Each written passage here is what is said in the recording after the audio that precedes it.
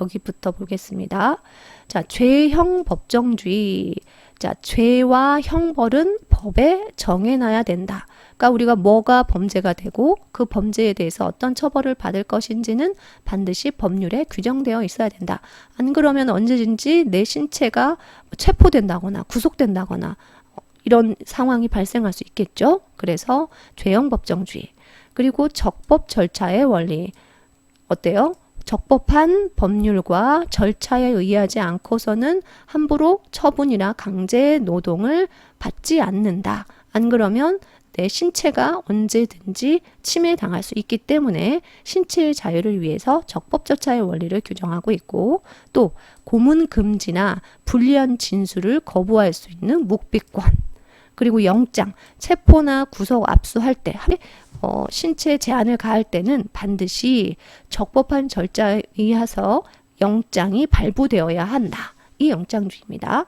그 다음에 체포 구속 당할 때는 반드시 당신은 변호인의 조력을 받을 권리가 있습니다. 라는 것을 고지받아야 됩니다. 알려줘야 되는 거죠. 변호인의 조력을 받을 권리. 자, 그 다음에 여기 또 나와 있습니다. 체포 구속을 할 때는 그 이유와 변호인의 조력을 받을 권리를 고지받아야 한다. 그러니까 경찰이 체포할 때 왜 체포하는지, 그리고 당신은 변호인의 조력을 받을 수 있고 도움을 받을 수 있고, 그리고 불리한 진술에 대해서 묵비권 행사할 수 있습니다. 라고 반드시 경찰이 알려줘야 되는 거죠. 그것을 미란다 원칙이라고 하는데, 실제로 이 미란다는 미국의 성범죄자의 이름입니다. 얘가 성범죄를 저질렀는데 경찰한테 체포 구속 당할 때 이 내용을 알림을 받지 않았던 거죠. 그래서 성범죄를 저질렀음에도 불구하고 무죄로 풀려나게 됩니다. 그 이후부터 반드시 체포 구속의 이유와 변호인의 조력을 받을 권리를 고지하도록 되어 있습니다. 그 다음에 내가 만약에 이제 구속됐어요. 그렇지만 정말 이 구속이 맞는지 안 맞는지, 구속이라는 건 뭐야? 내가 내 신체의 자유를 어느 정도 제한을 받는 거잖아요. 그렇기 때문에 구속이 정당한지 부당한지를 심사받을 수 있는 권리, 구속적부 심사 청구권. 그 다음 무죄 추정의 원칙은 아직 어떤 판결이 나지 않았어요. 유죄라고 땅땅 이렇게 결정이 나지 않았으면 그때까지는 일단 뭐로 본다? 무죄로 본다. 다음 형사 피고인의 자백의 증거 능력 제한. 이게 뭐냐면 피고인이 조사를 받다가 이제 자백을 했단 말이에요. 그런데 이 자백이 사실 알고 봤더니 고문이나 폭행, 아니면 계속 구속해가지고 사람을 힘들게 한다거나, 아니면 거짓으로 사람을 속여서 자백을 받게 한다거나, 아니면 증거는 하나도 없는데 자백이 유일한 불리한 증거일 때는 그 자백이 증거로서 효력을 발휘할 수 없다라는 게 형사 피고인의 자백의 증거 능력 제한입니다.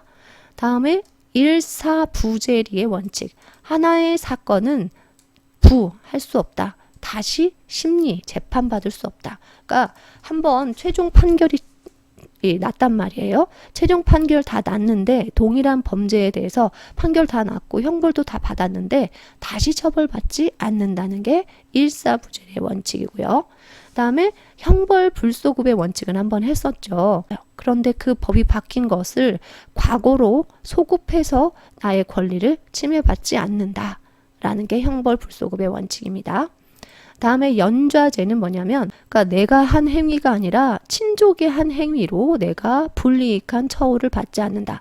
내가 잘못한 거 아니고 가족이나 친척이 했는데 그걸로 처벌받을 수 없다는 얘기입니다. 자, 이 내용들이 전부 나의 신체의 자유를 보장하기 위한 제도들이에요.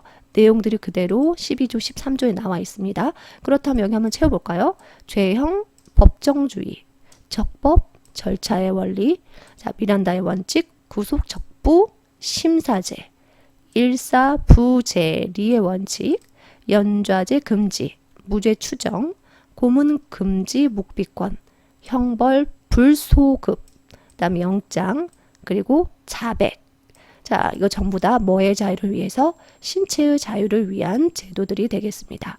다음에 정신적 자유를 위한 종류 한번 볼까요? 신념의 자유.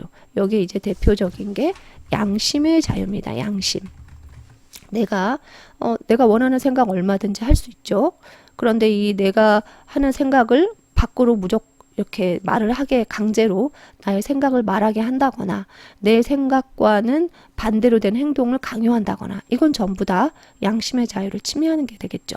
그리고 뭐 종교의 자유, 그리고 표현의 자유도 말하고 글로 쓰고 모이고 집회라는 건 모이는 거죠. 결사는 조직을 만드는 것도 표현의 자유에 들어가고요. 학문과 예술의 자유도 전부 정신적 자유에 들어갑니다.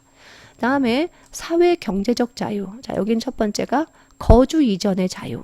내가 원하는 대로 이사할 수 있는 거죠. 직업 선택의 자유, 사생활의 비밀과 자유, 그다음에 재산권. 내 재산을 행사할 때, 재산권을 행사할 때의 자유도 이 사회 경제적 자유에 포함이 되겠습니다. 다음에는 평등권입니다. 그 평등이 뭐예요? 불평등한 대우를 받지 않고, 그러니까 합리적인 이유 없이 불평등한 대우를 받지 않고 평등한 대우를 국가에 뭐 할 수 있는 권리? 요구할 권리가 평등권입니다. 자, 우리 헌법 규정 볼게요. 11조. 우리 헌법 규정입니다. 모든 국민은 뭐 앞에 평등하다? 법 앞에 평등하다. 누구든지 성별, 종교, 사회적 신분에 의하여 모든 영역에 있어서 차별받지 아니한다. 그리고 무슨 제도 인정하지 아니한다? 어떤 특수 계급 제도 인정하지 아니한다. 그리고 어떤 훈장, 상을 받은 것은 받은 자에게만 효력이 있다. 자, 요 내용들이 우리 헌법에 나와 있는 평등권의 내용입니다. 사실 이 평등권은 다른 기본권 보장의 전제 조건이에요. 아무리 다른 기본권 다 보장하더라도 평등권이 안 되면 이게 다 안 되는 거잖아. 그러니까 다른 기본권 보장의 전제 조건이고 민주주의 기본 이념 중에 하나다. 자유평등이죠. 그리고 헌법에 다 하나하나 평등권을 다 구체적으로 말할 수 없어. 너무 많잖아요. 내용들이 사안에 따라서.